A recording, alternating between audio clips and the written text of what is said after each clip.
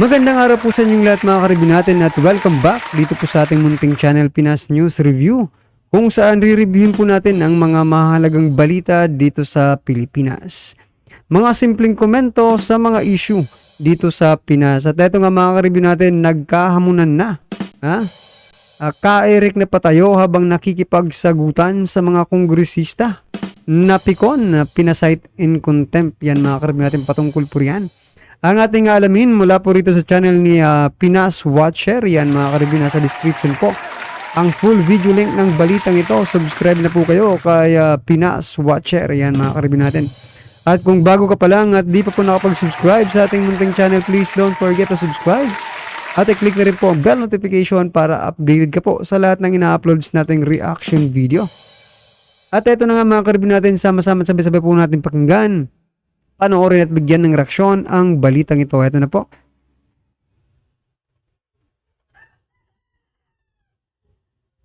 No one in government is above the law. We might cite you in contempt. And so be it. Your Honor, you challenge us? Yes, sin in the nation na walang karapatan ang mga invited guests dito na magpahayag, Your Honor. With due respect to you. You better follow that rule. Otherwise, baka mapilitan akong gawin yung hindi ko dapat gawin. I am protected under the SOTO law. I have the constitutional right. Dahil sa tapang at talas na mga sagot ni Ka-Eric, napikon ang lahat ng congressman sa kanya.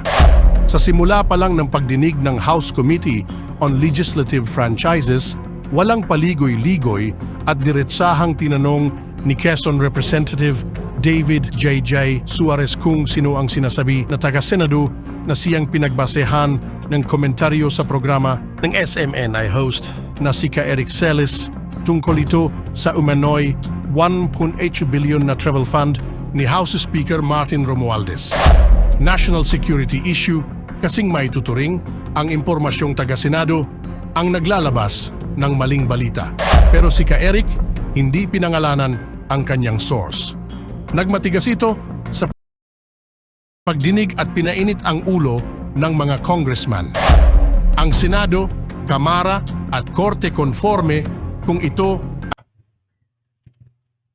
So, eto lang mga karibin natin. No? Sabi kanina, national security yung pagsasabi ko na taga-senado or kongreso yung ano, di ba? Yung source mga karibin natin.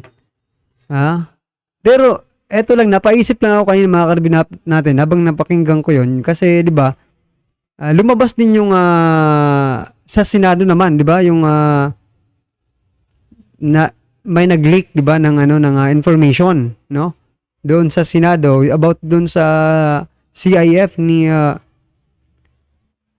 Vice President Sara Duterte. So napaisip po ako mga karibin natin na bakit ganoon, bakit doon sa issue sa Senado hindi nila sinasabi na national security, di ba?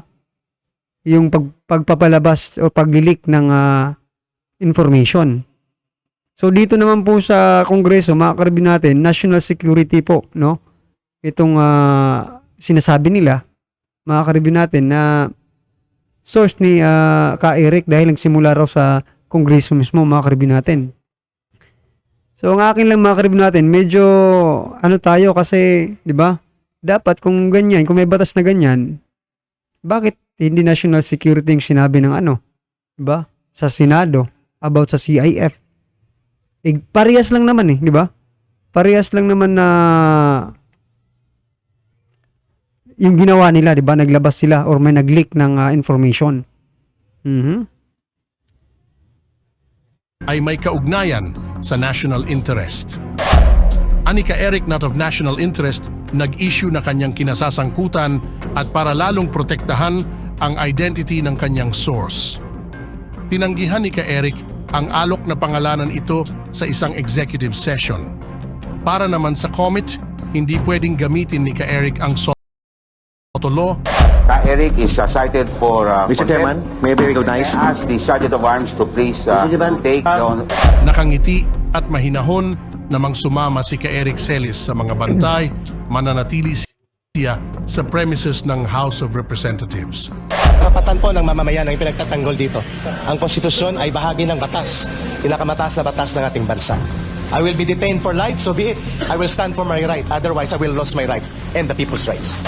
Hindi naman mapigilan ng marami sa ating mga kababayan ang magbigay ng kanilang mga hinaing at komento sa mundo ng social media at ayon pa sa kanila. Iba talaga itong speaker, acting more than president. Pag may mag-complain, mag-react ka agad. Di trabaho ng congressman ang mag-imbestiga kung di maggawa ng batas. Ang lakas niyong maggasta ng pera ng bayan, samantala ang mamamayan ay wala na pagkain. Tama si Ka-Eric, may karapatan siya na huwag sagutin ang tanong. Walang pilitan. Akala mo kung sino itong mga congressman na ito, igalang nyo ang karapatan ng tao, lalo na ang constitution natin. Ka-Eric, mabuhay po kayo. Akala nyo naman akala nyo sinong malinis? Mga arroganting congressman? Check nyo mga background ng mga congressman na yan, lalo na si Suarez. Simply that I had 110 million reasons to start with. Such is my faith in the Filipino. So now, So yan mga karibin natin, ito po ng mga comment din ng ating mga kababayan, basahin lang po natin. Medyo ano po sila no sa dito sa nangyayaring ito, no? Eto mga congressman, buksan nyo ang libro nyo upang makita ng taong bayan. Yan mga karibin natin, no? Sa bagay mga karibin natin, may point din itong comment na ito kasi 'di ba? Si dating Pangulong Duterte po naglabas ng kanyang pahayag, no? Patungkol po rito na buksan ang libro. Ngayon po, ang naiisip po siguro ng taong bayan, mga karibin natin, ito, opinion lang din po ito baka ipatawag tayo sa sa kongreso. Nako po, opinion lang po ito ng isang simpleng tao. Oh, yan. At saka sinasabi dito no na tama po. Oh, yan. So, yun nga po no si dating Pangulong Duterte po. So, parang nililihis nila yung yung issue. Nadadivert na tuloy dito sa mga ginagawa nilang mga issue, no? Mga karibin natin. Kasi wala pa tayong narinig, no? Na isang congressman man lang na nagbukas ng kanilang mga libro or mga resibo about dito sa extraordinary fund na ito. Sabi pa dito, no? Parang iba ang pag-uugali ng mga kongresista ngayon para ng mga hukom. Yan mga karibin natin. Anong masasabi nyo dyan sa komentong ito? Para na daw mga hukom ang mga kongresista, mga karibin natin. Well, anyway, ginagawa din naman nila yan nung mga nung nakarang administrasyon na ganyan. Pero mas ngayon, mas intense ngayon ang mga karibin natin, ha? At saka mararamdaman mo kasi mga karibin natin kasi yung mga tinitira nila ngayon, may yung mga dating administrasyon, no? Mga karibin natin, gaya ni Ka-Eric at saka ni Ma'am Lorin Badoy. Yan, ha? So, ito pa. Good job, Mr. Celes. We believe in your advocacy. And also to Dr. Badoy, we believe justice and fall on your side. Yan, mga karibinan. Talagang taong bayan, mga karibin natin, punong-puno ng pagmamahal dito sa ating mga host, no? Taong bayan ang nasa panig mo, Ka-Eric, hindi ka pababayaan ng Panginoon. Yan, mga karibin natin. Kung babasahin mo po lahat ng mga comment dito, talagang masasabi mong panig po, no? Halos lahat ng kung nagko-comment dito ay panig po kay Ka-Eric at Ma'am Lorin Badoy, mga karibin natin. So ito, panoorin po ulit natin ang balitang ito. Pakinggan po natin. Mr. Celis, I would just like to reiterate my question. The source, please.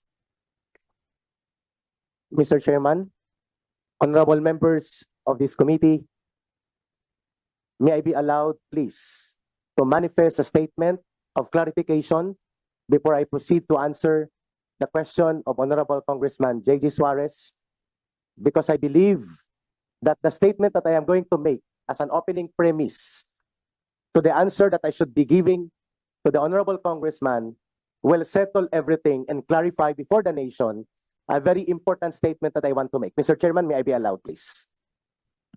Before I allow you, I'd like to remind everyone that your oath Yes. has been administered in the last session, and it will continue up to today. Yeah. So you're under oath. Yeah. So lahat po sasabihin po natin ay ang katotohanan. Okay. Can I proceed, Mr. Chairman? Yes, you may. Mr. Chairman. Okay. Mr. Chairman, Yes, Honorable ako. Meron pong katanungan si Honorable Suarez, di po ba? Opo. Hindi ba dapat sagutin lang ng resource person or witness yung katanungan muna Okay. bago siya mag-explain? Mr. Chair.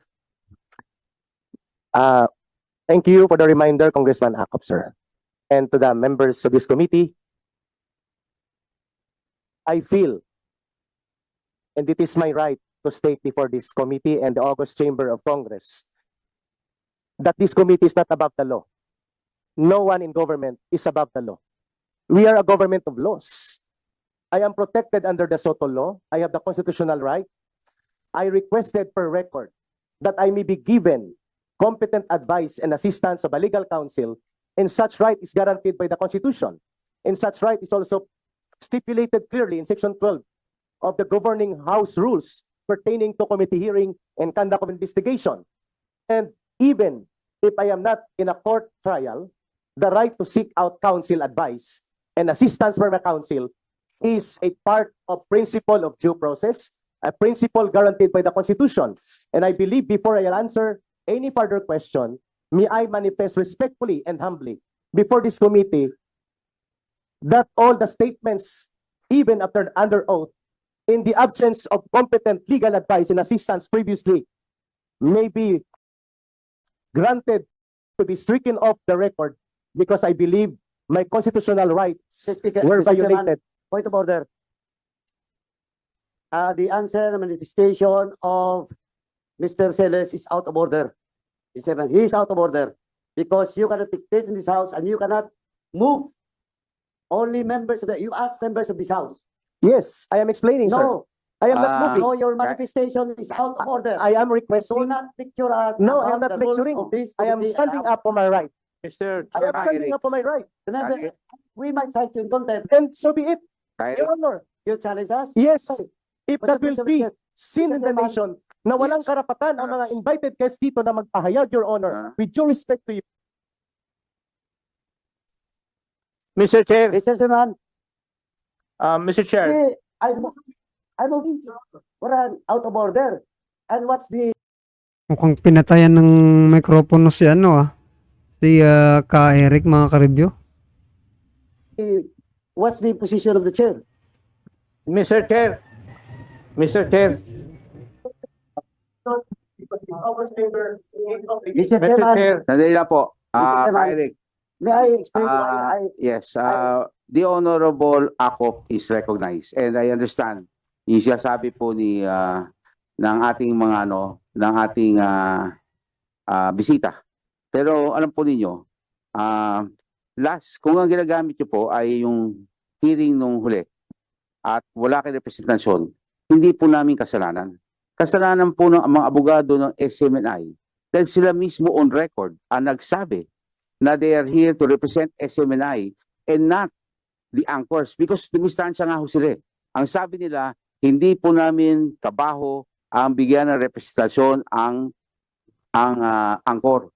That's why nung humingi po kayo, ang pinaliwanag ko, hindi ho pwede sila magdepensa sa inyo.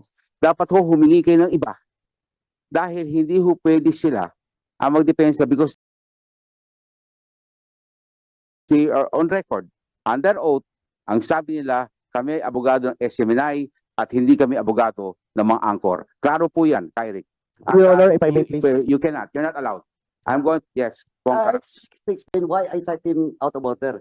Because he manifested that the previous records, it is taken out of records, and as resource person, they are not allowed. For Your Honor, I am Please, going to be I detained am in this chamber and I I am am- submitting myself before the country in protest. My Mr. Chair. Point of order, Mr. Chairman. Mr. Chairman, point of order. Mr. Chair. Point of order, Mr. Chairman. Order. Mr. Chairman, Okay. Paulin. There's a point of order, the Honorable Dan Fernandez. The Honorable Dan. Mr. Chairman, Mr. Chairman. Out of order is all about your manifestation to strengthen out. Patapusin mo ako. The Honorable. Huwag ka may bastos. Patapusin mo ako. Mr. Chairman, I will just like to correct.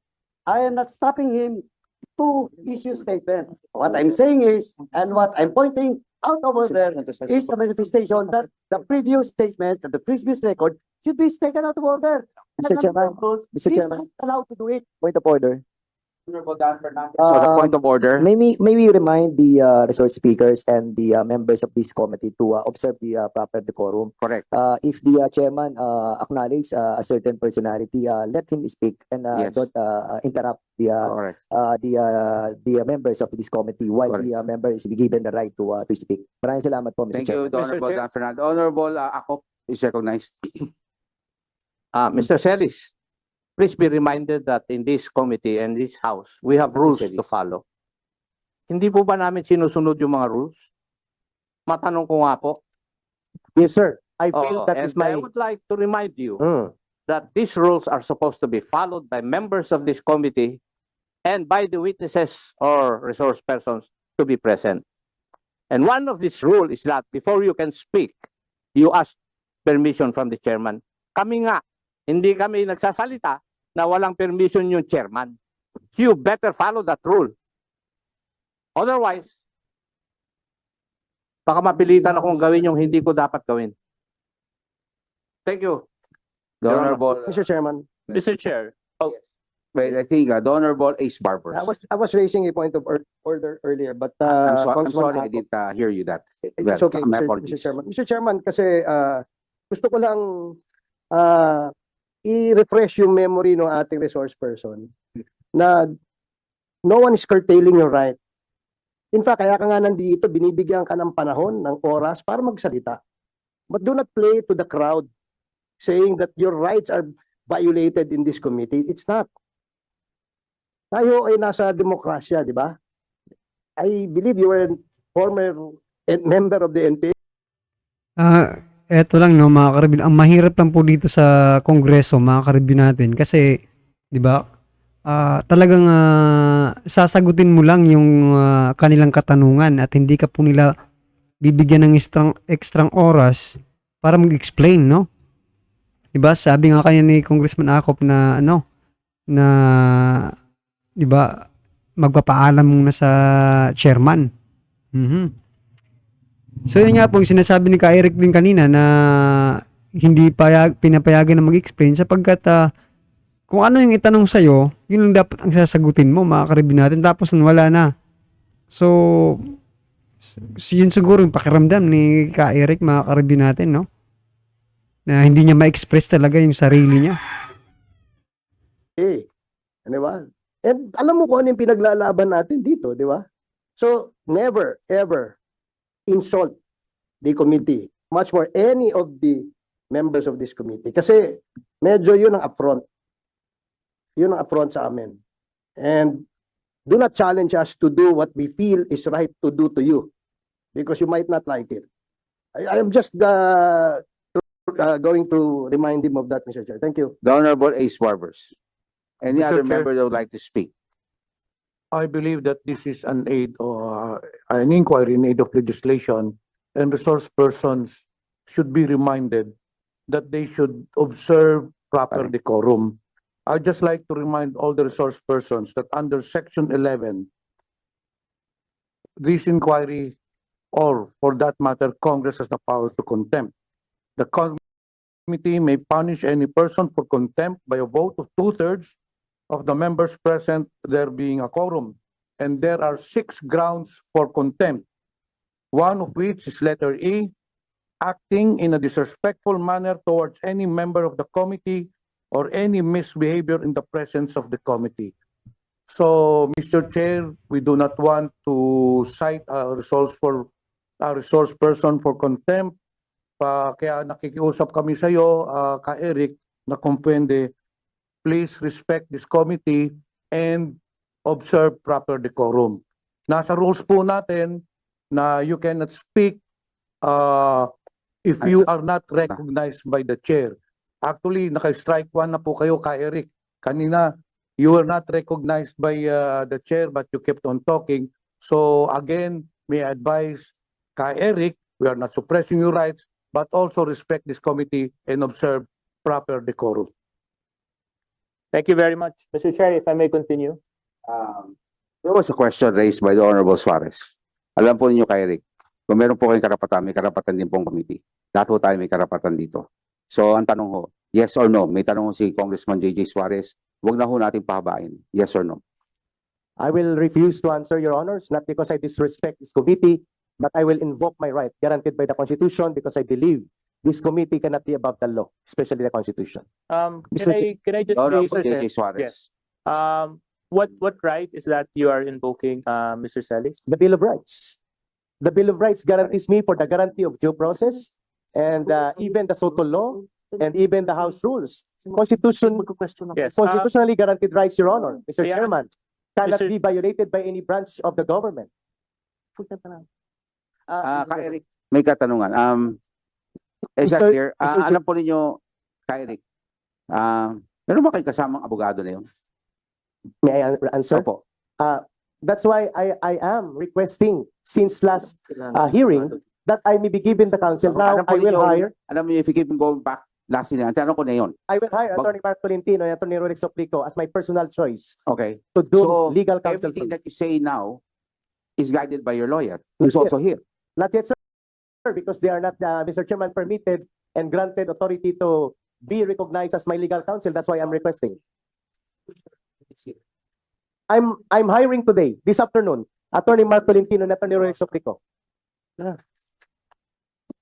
Are the lawyers accepting that mandate? Because you remember, in the last hearing, you manifested that you are not representing Ka Eric and the anchors because of the disclaimer issue.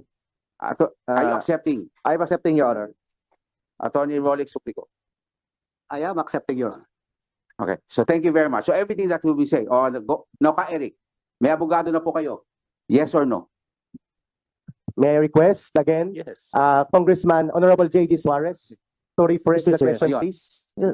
Now with the presence of your lawyer, it's just a little bit ironic that in the past few days you've been on air talking about the hearing, talking about your opinions on about the hearing, and together with Attorney Mark Tolentino, I think there was a few episodes na magkasama pa kayong dalawa. So you're very vocal and you're very opinionated about your position. And last hearing, I just want to remind you, you apologized to the committee because the statements that you issued in your show, kasama ang bayan, tama po ba yun? Yes, Your Laban Honor. kasama ang bayan. Humingi ka man ng paumanhin dahil yung sinabi mong 1.8 billion ay walang katotohanan. Tinamin nyo yun. Ngayon, sinabi mo, ang source mo ay galing sa Kongreso. Sinabi ko mula sa House of Representatives, ang sabi nyo po ay hindi po House. Dalawa po yung House, Congress at Senate. Sinabi nyo, kinonfirm nyo na lalaki na taga-Senado.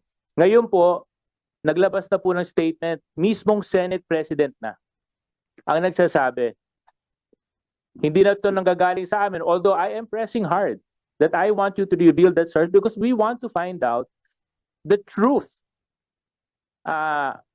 Mr. Celis, the truth, and nothing is more important than the truth. So I'm asking you nicely, who is your source?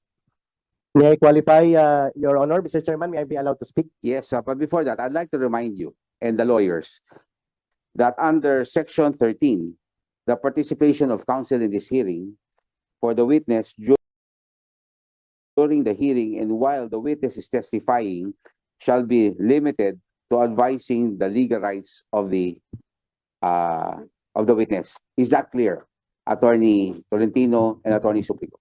Yes, Your Okay, Honor. that will only limited to that. Wala ho tayong coaching dito, ha? Yes. Eric, Yes, sir. Mr. Chair. Thank you, Mr. Chairman, for the recognition. Mr. Chair. Congressman Suarez, sir. please answer straight Yeah. directly, ha? Wala ho tayong ligoy na sagot dito. Mr. Chair, Can I say something? Okay. Can I say something Yes. before you proceed? Point Thank of you. order. Yeah. No, Go ahead, go ahead. no. Please. Just want to be enlightened. What is the decision of? What is your decision regarding the prior motion made by Congressman Paduano on?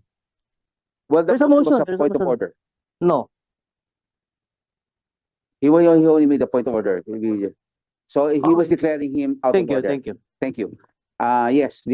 Yes, proceed. Yes or no? Yeah. Thank you po, Mr. Chairman. Please answer directly, ha? Huwag mo tayo masyadong I lumayo. will not answer it because I am protected by law as per advice in conference with my lawyers here. I am protected by the SOTO law. Unless the SOTO law is repealed, I will be under the protection of the SOTO law. Republic Act number 53. Mr. Chair. Okay. And the previous statements made, Your Honor, Mr. Chairman, please, were made without the competent advice of legal counsel. That's why I was requesting humbly for this honorable committee chaired by Congressman Tambunting that all those testimonies regarding the testimonies I made here can be stricken off the record if it may be considered as a request. Because those are inadmissible. Ang tanong po, alam nyo, lagi nyo sinasabi yung SOTO law eh. Ano pong portion ng SOTO law ang tinutukoy ho nyo? Anong particular provision sa SOTO law? Pakibasa po. I will, Mr. Chairman, I will request my counsel to give me the particular provision or they may be allowed to reference the No, particular we provision. are requesting you. I don't have the copy of the SOTO. Then I will suggest that the council give him a Yeah. copy of the SOTO law. Because we do not, you're only supposed to, like I said earlier, hindi ho kayo pwede magsalta. Yan magsalta si Ka Eric. Mr. Chairman, may I be allowed to read the pertinent provision from the SOTO law? Without prejudice, Dito mga karibin natin, parang nakikita natin na parang nagigil itong mga kongresista, mga karibyo dito kay Ka Eric, no, mga karibin natin talagang lahat sila mga karibin natin talagang diba, nauubos na lang yung oras nila sa kaka-point of order, mga karibin natin. Halos lahat sila parang iisa lang yung, diba? Isa lang yung gusto nilang sabihin eh. Dapat isa na lang yung magsabi noon kasi isa lang naman, di ba? Yung gusto nilang iparating kay Ka Eric na, di ba? Lahat po sila nagsalita, mga karibin natin, no, ng point of order Ka Eric. So, yan na. Medyo napapansin natin, magigil na po itong mga ito, mga karibin natin, at napipikon na nga po dito kay Ka Eric, mga karibin natin. this is section 1 of 1145 as amended. Without prejudice, face inability or ability under the civil and criminal laws, any publisher, owner, or duly recognized or accredited journalist, whether reporter, writer, contributor, opinion writer, editor, columnist, manager of media, or other media practitioner involved in the writing, editing, production, and dissemination of news or mass circulation of any print, broadcast, wire service organization, or electronic mass media, including cable TV, television, and its variants, cannot be compelled to reveal the source of any news item, report, or information appearing or being reported or disseminated through other or the said media which was related in confidence or reported in confidence. Above mentioned media practitioners, unless the court or the House of Representatives or the Senate or any committee of Congress finds that such revelation is demanded by the national security of the state. Eric, Your Honor, pero may magkakaroon po chair para ho maliwanag. Mr. Chairman, can I explain the No. provision? I will have to answer first the position raised by the witness. Ang unang provision sinabi nyo, accredited journalist. Kayo ba'y accredited journalist? Kay Eric, kayo po ang tinatanong po. Kayo po ba'y accredited journalist? The accreditation or the license to practice journalism does not require any particular organization or government entity to give us license or accreditation for broadcast. If you are referring, Mr. Chairman, to KBP, membership to KBP is voluntary. ABP is not an absolute regulatory power for broadcast. So ano We are like an NGO and private organization. ano pong basihan nyo, basihan ng provision niyan, nung sinabi niya kailangan accredited, kayo nag-cite ng batas, kayo nag-cite ng prohibition. Mr. Chairman, Accredited journalist, hindi ho kayo, sino sino dapat mag-accredit sa inyo? SMNI is an accredited and franchise-granted media. And therefore, the prerogative in the decision for editorial decision who can broadcast or cannot broadcast in their station rests with the franchise granted to them. Therefore, hindi po kami required na maghingi ng pahintulot sa gobyerno na mag-broadcast kami doon. Dahil kami po ay bahagi ng isang media organization na may legitimate existence as granted by franchise. Yes, but remember, may disclaimer. Ang sabi ng SMNI, hindi po nila pananagutan ang gagawin nyo. At hindi na nga raw kayo empleyado, sabi nila. So, ergo, hindi ho namin agad-agad kaya tanggapin yung inyong mungkahi. Pangalawa, I would like to remind you that this is a house inquiry which is provided for by the SOTO law. And third, tatanungan ko, security of state, binanggit nyo. Ano po ibig nyo? Ito ba yung security of state? Tingin nyo itong issue to? Which is an exception? Ang 1.8 billion na pagtatanong ko po, Your Honors, Mr. Chairman, ay hindi po threat to national security. Kapag ito po ay tinatanong ng mga media practitioners at ng mamamayan patungkol sa tamang pangangalaga sa pundo ng bayan. And I believe Congress is not exempted from public transparency and accountability in the disposal of public funds. Alam po ninyo, So yun mga karibin natin, sa parang yung takbo ng pag-uusap dito mga karibin natin, wala po tayong karapatan na magtanong, di ba? Wala tayong karapatan kung hindi ka accredited journalist, mga karibin natin, hindi ka pwedeng makapagtanong, mga karibin natin, ha?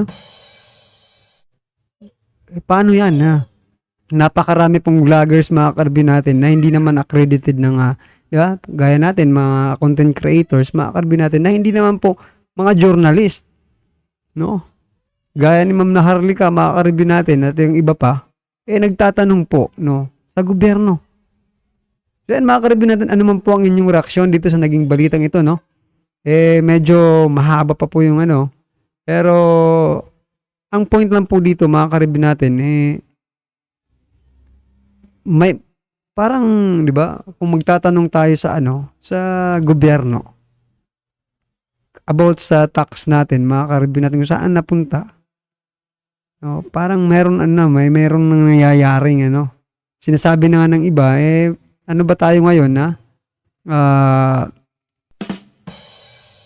martial law na ba sabi ng iba mga karibin natin, no, sa kanilang mga comment kasi nga po di ba kasi nga po ng kapahuna-huna ng martial law mga karibin natin, di ba, yung mga piling-piling media lang ang pwedeng makapagpalabas ng balita, no.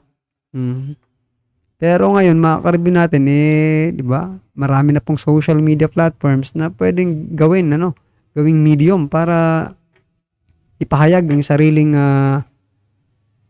opinion, di ba mga karibin natin. So, yan mga karibin natin, ano man po ang inyong opinion, baka wala nang mag-comment dito, mga karibin natin, at matakot na sa mga nangyayaring ito, no? Kasi, di ba, kung hindi ka daw, kung hindi ka accredited na media practitioner, hindi ka pwedeng makapag-tanong or something, di ba? So ano ba yan?